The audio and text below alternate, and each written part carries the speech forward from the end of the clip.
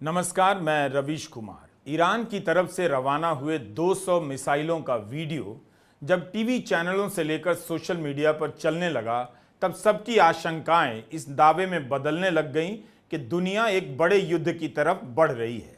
हम इस सवाल के साथ ही आज इस वीडियो के मैदान में उतरे हैं। आप अंत तक देखिएगा। हम ताज़ा घटनाक्रम के साथ साथ मध्य पूर्व के अमेरिका परस्त देशों, अमेरिका और इस्राइल की दोस्ती और अलग थलग पड़े ईरान के जोखिम पर बात करेंगे और देखेंगे कि क्या वाकई उस स्केल की जंग होगी जिसकी बात एक साल से की जा रही है। हमें यह ध्यान रखना चाहिए कि अभी ही वहां जिस तरह से बम धमाके हो रहे हैं, मिसाइलें चल रही हैं, उनके रहते युद्ध की किसी और तस्वीर की कल्पना मजाक लगती है। कैलेंडर का पन्ना बदल देने से महीना बदलता है, तारीख वही रहती है। अमेरिका ने कहा है कि ईरान ने इस्राइल पर जो मिसाइलें दागी हैं उसकी पूरी दुनिया निंदा करे।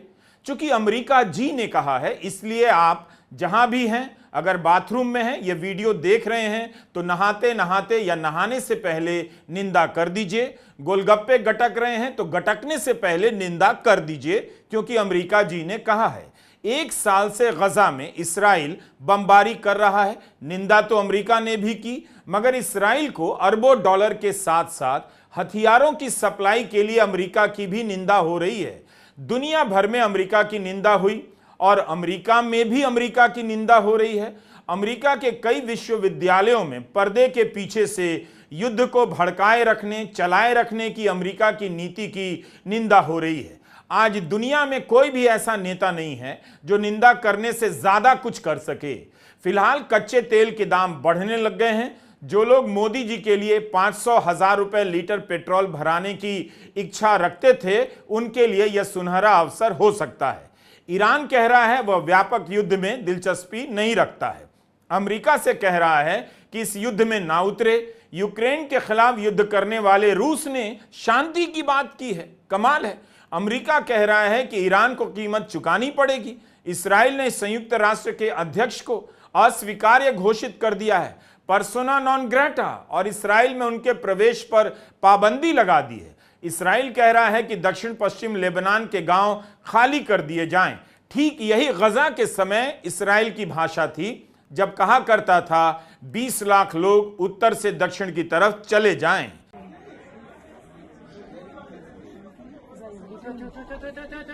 1 अक्टूबर की शाम दुनिया भर में तेल अवीव की तरफ रवाना हो रही मिसाइलों की बारात का वीडियो आग की तरफ फैल गया। एक साल से संयम बरत रहे ईरान का सब्र टूटा।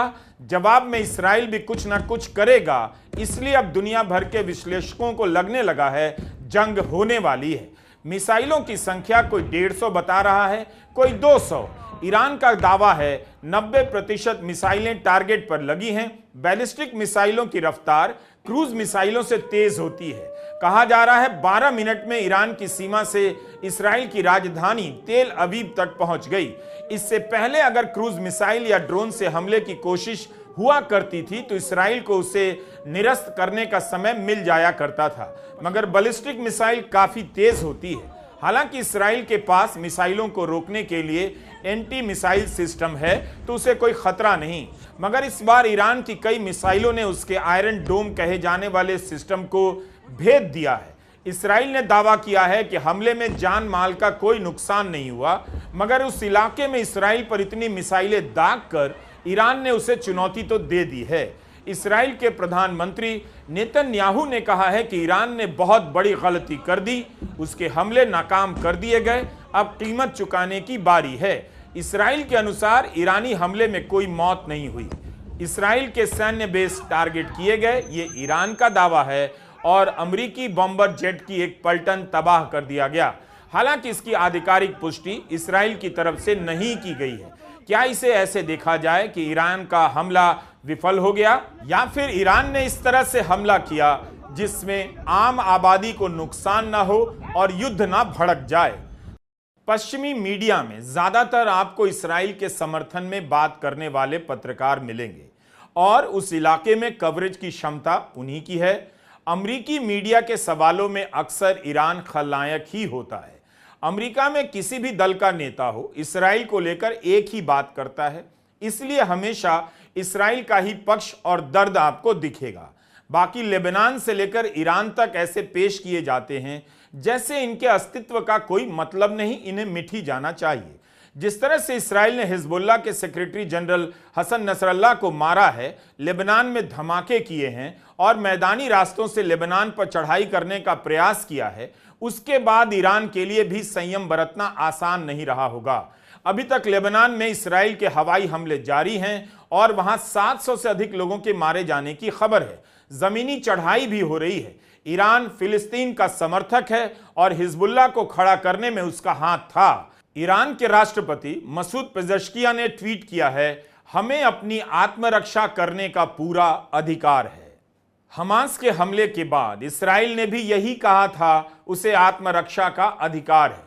इस एक आत्मरक्षा के अधिकार ने गजा को मिट्टी में मिला दिया, बस्तियां तबाह कर दी गईं, बच्चों को मार दिया गया, लाखों लोग घायल अपंग हो गए।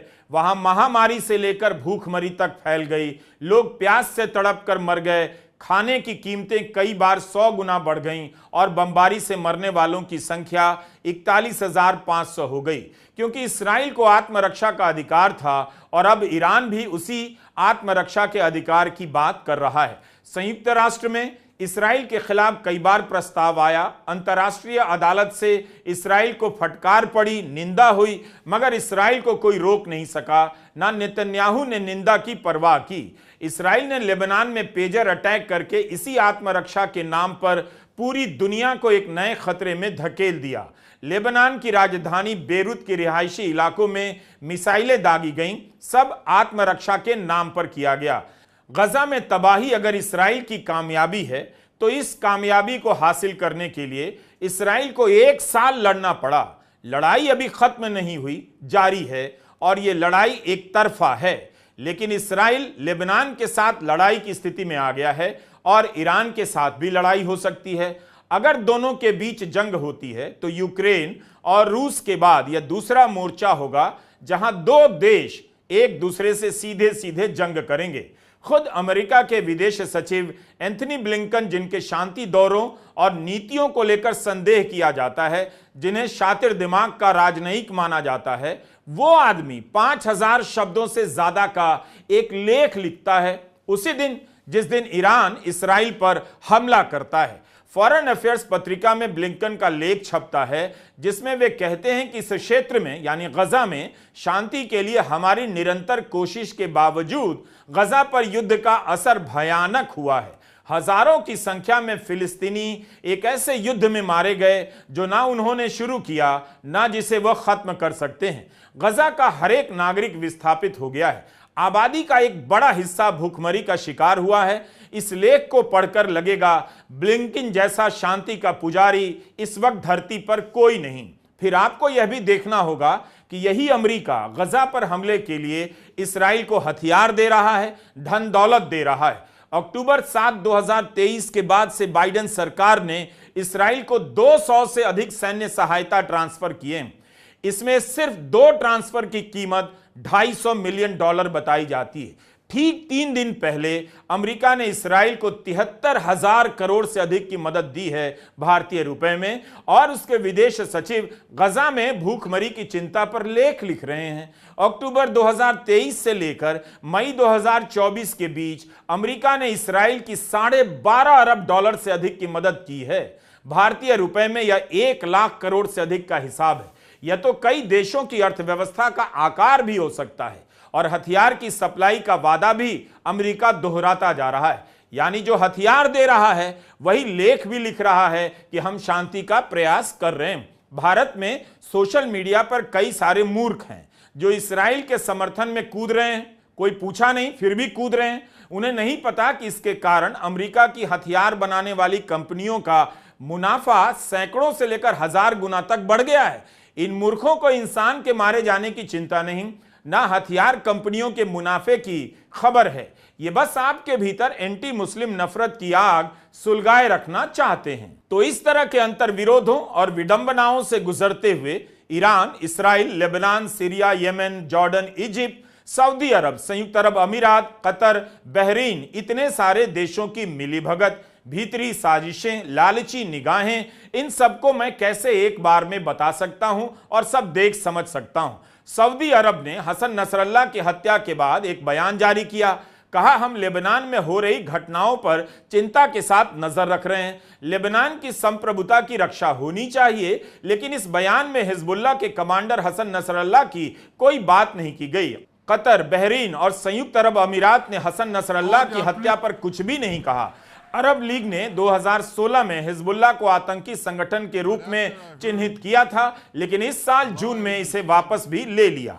वो भी तब जब नेतन्याहू ने संयुक्त राष्ट्र की आम सभा में कह दिया, पूरे मध्य पूर्व में ऐसी कोई जगह नहीं जहां इसराइल के लंबे हाथ ना पहुंचते हों। इसके कई मतलब निकाले जा सकते हैं। इसराइल ने मध्य पूर्व के कई देशों के कंधे पर हाथ रख दिया है, उनसे समझौते किए, उन्हें सुरक्षा देने का भरोसा दिया, धन दिया, टेक्नोलॉजी का वादा किया, और यह भी मतलब निकाला जा सकता है कि इसराइल उनके पेजर, उनके मोबाइल और उनकी सेना से लेकर सरकार तक में घुस गया है।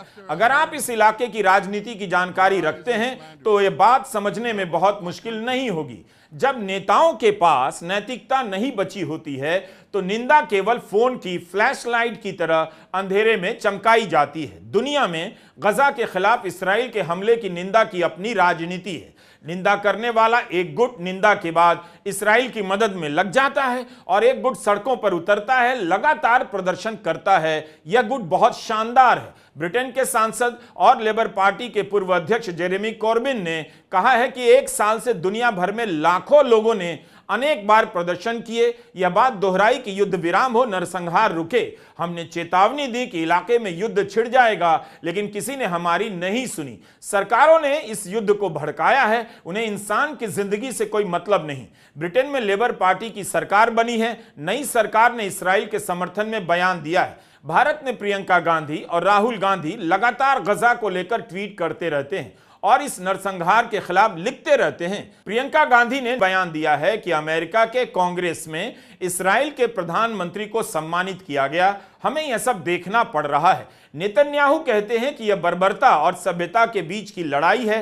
प्रियंका गांधी कहती हैं नेतन्याहू सही कहते हैं, बस बर्बरता वही कर रहे हैं और उनकी सरकार कर रही है और इसे पश्चिम की सरकारें समर्थन दे रही है। इसे देखना भी शर्मनाक है। ट्विटर पर अमेरिका के पूर्व राष्ट्रपति जिमी कार्टर का एक बयान चल रहा है कि अमेरिका के तंत्र पर इसराइल का गहरा प्रभाव है, इसलिए फिलिस्तीन के हक की बात कोई नहीं करता। अब हम आते हैं, क्या ईरान के हमले के बाद, इसराइल के जवाबी हमले के बाद दुनिया में बड़ा युद्ध छिड़ने जा रहा है और क्या वो युद्ध दूसरे विश्व युद्ध की तरह होगा।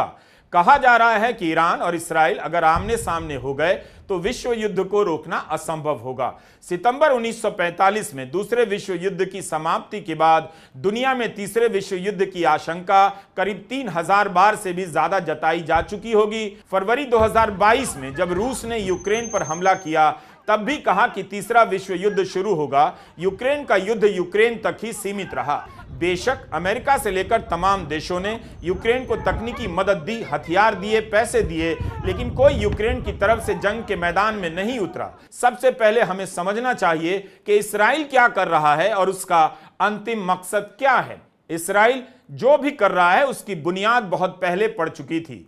इसराइल ने उन सभी देशों और गुटों को खत्म किया है, किनारे लगाया है, उनसे समझौता कर मिलाया है जो फिलिस्तीन के अधिकार की बात करते थे और जिन्हें लेकर आशंका है कि कभी भी फिलिस्तीन की मदद कर सकते हैं। 70 के दशक के आखिरी साल में इसराइल ने इजिप्ट से समझौता किया। 1994 में जॉर्डन के साथ शांति समझौता हुआ। इस कड़ी में सबसे अहम मोड़ आता है जब 2020 में सऊदी अरब, सूडान, संयुक्त अरब अमीरात और मोरक्को के साथ अब्राहम समझौता होता है। इन समझौतों से हुआ यह कि फिलिस्तीन के समर्थक देश एक एक कर इसराइल के खेमे में आ गए और उनके लिए फिलिस्तीन का मुद्दा पीछे होता चला गया, क्योंकि उन्हें इसराइल से तकनीकी समर्थन चाहिए था। इसराइल ने एक एक कर अरब देशों के बीच घुसपैठ बनाई, फिलिस्तीन को लेकर उनके समर्थन को रस्मी बना दिया, कमजोर कर दिया। कहने के लिए फिलिस्तीन की बात अरब देश कर देते हैं, चुनौती, चेतावनी वगैरह जारी कर देते हैं, फिर चुप होकर बैठ जाते हैं। तो सबसे पहले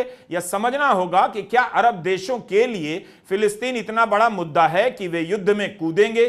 क्या वे अमेरिका के खिलाफ जाकर इसराइल से लड़ेंगे? क्या उनके पास इसराइल और अमेरिका से लड़ने के लिए सैनिक क्षमता है? आपको जवाब मिल जाएगा। विश्व युद्ध के स्केल का युद्ध तब तक नहीं होगा जब तक अरब देशों में युद्ध में उतरने का जोखिम नहीं होगा, जो कि फिलहाल नहीं लगता। जरूर धार्मिक आधार पर वे इस्राइल को ललकारते रहेंगे, रैलियां भी होंगी, लेकिन इसके बाद सभी अपने अपने कारोबार में लग जाएंगे। जैसा कि गजा पर हमले के कुछ दिनों तक बोलते रहने के बाद सभी चुप हो गए। अरब देश इस्राइल और अमेरिका के साथ व्यापारिक, सामरिक और कूटनीतिक जाल में फंस गए हैं। यही कारण है कि ईरान के सुप्रीम लीडर अली खामेनेई अरब देशों और मुस्लिम उम्मा के इकट्ठा होने की बात करने लगे हैं। लेबनान में हुए पेजर हमलों के बाद उन्होंने कई बार ट्वीट किए। एक ट्वीट में लिखा भी कि ज़ायनिस्ट सरकार यह अपराध इसलिए कर पा रही है क्योंकि इस्लामिक उम्मा अपनी आंतरिक बल का इस्तेमाल नहीं कर रहा है। यह शक्ति ज़ायनिस्ट रिजिम को हटा सकती है, इस कैंसर को इस्लामिक समाज के दिल फिलिस्तीन से निकाल सकती है और इस इलाके में अमेरिका की दखल को कम कर सकती है। पहला कदम है कि इस आतंकी और आपराधिक ज़ायनिस्ट गैंग के खिलाफ इस्लामिक समाज खड़ा हो। इस्लामिक देशों को इस्राइल से अपने आर्थिक रिश्ते तोड़ने होंगे, कम से कम हम इतना तो कर ही सकते हैं। ईरान के सुप्रीम लीडर का यह बयान यही कहता है कि उन्हें जरा भी अरब देशों पर भरोसा नहीं है। वे इस बयान में कारण भी बता देते हैं क्यों नहीं है। यह लड़ाई ईरान को अपने दम पर ही लड़नी होगी, इसलिए ईरान समझदारी की बात कर रहा है कि वह व्यापक युद्ध में दिलचस्पी नहीं लेता है। मगर 200 मिसाइलें दागने के बाद इस्राइल कुछ ना कुछ तो करेगा अपनी जनता को दिखाने के लिए और दुनिया को भी। अगर व्यापक युद्ध हो गया तो सबको अमेरिका के पीछे ही आना होगा। इस्राइल कई स्तर पर फिलिस्तीन समर्थक शक्तियों को निपटा रहा है लंबे समय से।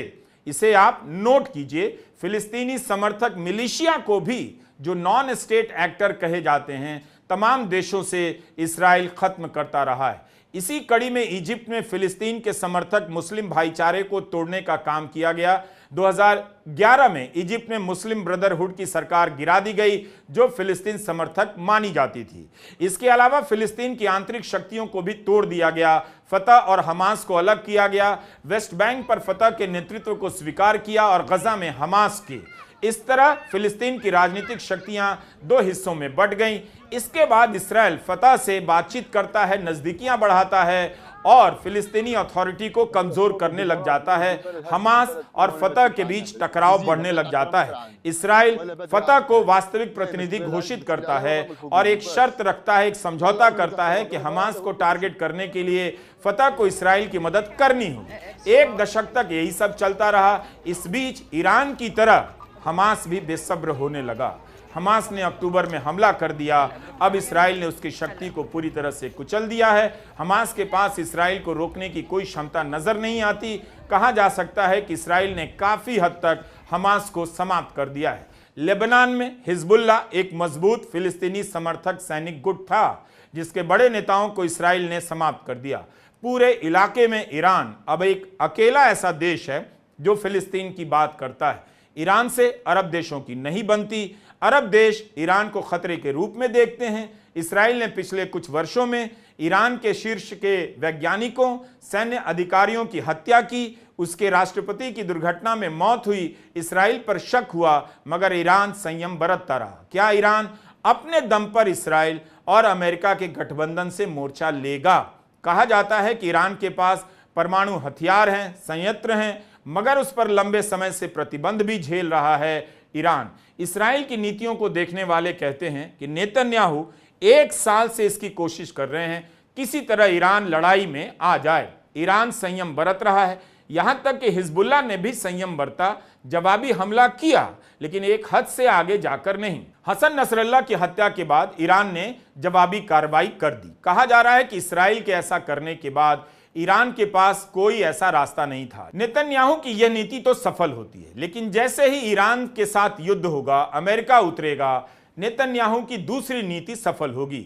दूसरे विश्व युद्ध में चर्चिल की इसीलिए तारीफ होती है कि उनकी नीतियों के चलते अमेरिका को युद्ध में कूदना पड़ा। नेतन्याहू अपनी तुलना चर्चिल से करने लगे हैं और इंटरनेशनल कोर्ट के फैसले की निंदा करते हैं। अगर अमेरिका ईरान के खिलाफ इस्राइल के साथ जंग करता है तो नेतन्याहू की बड़ी जीत है। नेतन्याहू दुनिया को दिखा सकते हैं कि यह युद्ध अमेरिका के नेतृत्व में लड़ा जा रहा है। 1 साल से जंग करते करते इस्राइल की सेना के थक जाने की खबरें भी आने लगी हैं। इस्राइल के खुद के सैन्य अधिकारियों के हवाले से रिपोर्ट छपी है कि गजा में तैनात सिपाही थक गए हैं, चूर चूर हो गए हैं। क्या ऐसे में इसराइल एक साथ Hamas, Houthi, West Bank, Lebanon, Iran के साथ मोर्चा खोल सकता है? एक तर्क यह भी है कि ईरान ने इसराइल को 1 साल तक थकने दिया, अब आक्रामक होकर जवाब दे रहा है। ईरान इस लड़ाई में अभी नया है, इसराइल 1 साल से लगा हुआ है, थक चुका है। ईरान के सैनिक अभी थके नहीं है, फिर भी ईरान क्या अपने आप को इतने बड़े खतरे में डालेगा? यह वीडियो तेहरान का है। यहाँ की सड़कों पर सामान्य रूप से ट्रैफिक देखी जा सकती है। कई वर्षों से प्रतिबंधों का सामना कर रहा ईरान क्या अपने नागरिकों को युद्ध के खतरे में झोंकने की कोशिश करेगा? यह सबसे बड़ा सवाल है। लेकिन इसराइल पर मिसाइलें दागकर ईरान ने अपनी जनता के बीच दिखाने का प्रयास तो किया है कि वह जवाब दे सकता है, जंग लड़ सकता है। यह फोटो तेहरान की एक इमारत का है। ईरान ने अपने हमले की तस्वीर का पोस्टर निकाला, एक इमारत पर लगा दिया, जनता को दिखाने के लिए कि इसराइल पर कार्रवाई की है। लेकिन क्या ईरान जंग करेगा? और जंग होगी तो इसराइल और ईरान के बीच ही सीमित रहेगी या इसका दायरा पहले से बड़ा हो जाएगा? फिलहाल अगले 48 घंटों में स्थिति साफ होगी कि युद्ध के हालात किस तरह के बनते हैं। हम नहीं कह रहे कि युद्ध होगा या नहीं, हम बस इन सवालों के हिसाब से देखना चाहते हैं। जो होगा वो क्यों होगा, होगा तो क्या होगा, जो नहीं होगा क्यों नहीं होगा। दोपहर के वक्त अल जजीरा पर खबर आई कि हिजबुल्लाह ने इसराइल के हाइफा शहर पर मिसाइली हमला किया है। अब हम आते हैं नेतन्याहू के हाल के संबोधन पर। हसन नसरल्लाह की हत्या के 3 दिन बाद 30 सितंबर को इसराइल के प्रधानमंत्री नेतन्याहू ईरान की जनता को संबोधित करते हैं और कहते हैं कि ईरान की सरकार ही दोषी है पूरे मध्य पूर्व को युद्ध में झोंकने के लिए। शांति तभी होगी जब ईरान की जनता को तानाशाही से आजाद किया जाएगा। 3 मिनट के इस वीडियो का कंटेंट करीब करीब वैसा ही था जब अमेरिका के तत्कालीन राष्ट्रपति बुश ने 2003 में इराक की जनता को संबोधित किया और कहा कि तानाशाही से मुक्ति दिलाएंगे और उनके अच्छे दिन आएंगे जो आज तक नहीं आए। ब्रिटेन की सरकारी जांच में यह निकल कर आया कि सद्दाम हुसैन के पास कोई रासायनिक हथियार नहीं था। इसे लेकर अमेरिका और ब्रिटेन ने झूठ बोला और लाखों लोग मार दिए गए। इराक में जरूर सद्दाम विरोधी जमा हो गए, लेकिन वह देश आज तक खड़ा नहीं हो सका। अक्सर ईरान और मध्य पूर्व के देशों को शिया और सुन्नी के खांचे में दिखाया जाता है, मगर यह लड़ाई बहुत आगे की है। अमेरिका इसराइल के साथ ईरान से बदला लेने का ऐलान कर रहा है, बार बार यही कह रहा है ईरान को छोड़ा नहीं जाएगा। इसराइल दावा करता था कि उसकी हवाई सीमाओं में कोई भी नहीं घुस सकता है। ईरान ने इस मिथक को ध्वस्त कर दिया। इसराइल धमकी दे रहा है, उसके बदले की कार्रवाई का अंजाम क्या होगा कोई नहीं जानता। नेतन्याहू ने पूरी दुनिया को फंसा दिया है, उसके सामने पूरी दुनिया मजबूर नजर आती है।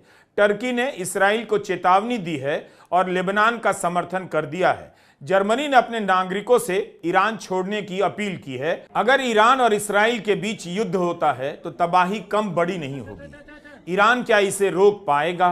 क्या इसका मुकाबला कर पाएगा? जब भी ईरान का नाम आता है, इसराइल, अमेरिका और मध्य पूर्व के देश एक ही जुबान में बात करते हैं। क्या ईरान के खिलाफ जब युद्ध होगा यह समीकरण बदलेगा? फिलहाल इसकी संभावना कम लगती है। ईरान और इसराइल के बीच जंग हो गई तो उसका असर और अंजाम भयानक होने जा रहा है, यह तय लगता है। मीडिया रिपोर्ट में कुछ एक जगहों पर पढ़ने को मिला कि इसराइल ने गजा पर 70,000 टन से भी अधिक बम गिराए हैं। यह आंकड़ा जून 2024 का है, किसी भी बड़े युद्ध की तबाही से कम नहीं। एक छोटे से हिस्से में 70,000 टन से अधिक बम गिराए गए हैं। हम चूंकि इस विषय के एक्सपर्ट नहीं हैं मध्य पूर्व के, तो हमारे विश्लेषण में निश्चित ही कमियां होंगी। मगर जब दुनिया के एक बड़े हिस्से में एक नए मोर्चे पर युद्ध का खतरा मंडरा रहा हो, वहीं पर पहले से बमबारी हो रही हो जिसमें लाखों लोग घायल और अपंग हो चुके हों, हजारों मारे जा चुके हैं, तो इस पर बात करने के लिए एक्सपर्ट होने तक का इंतजार नहीं कर सकता। बम गिराने वाले मानवता के साथ इतनी गलतियां किए जा रहे हैं, कोई रोक नहीं रहा। मुझे पूरा यकीन है आप मेरी 2-4 गलतियों को माफ कर देंगे, सहजता से लेंगे। नमस्कार, मैं रवीश कुमार।